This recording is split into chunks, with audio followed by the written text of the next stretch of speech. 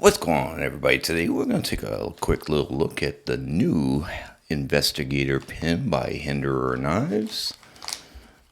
This is a smaller edition compared to his regular Investigator pen. Oops, I'm losing the O-ring there.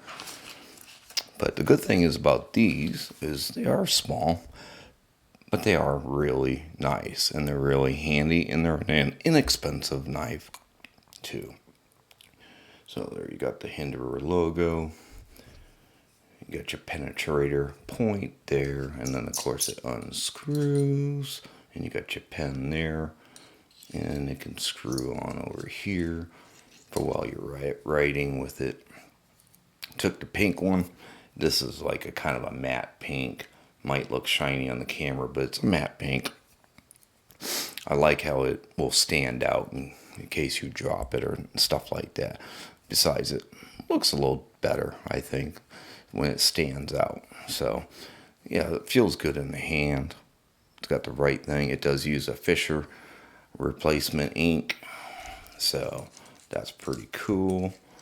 And these tips are all interchangeable too, so you can get all his various other tips, the sharper tips. That's also how you change out your ink cartridge, so that's cool. I got some rubber O-rings coming to put in here so you can get better traction on it too, so that'll be cool when I add that on there. So yeah, it's a very cool little pen. It's got a good little unscrews. Your little pocket clip there will unscrew. Probably looks like just a typical Allen key, like probably a 6. So pretty cool little pen. So there you guys go. Just a quick little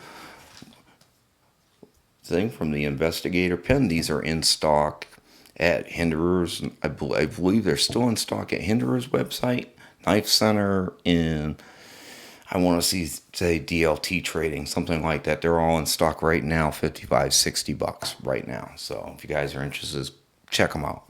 Have a great day, guys. We'll catch you on next time. Bye.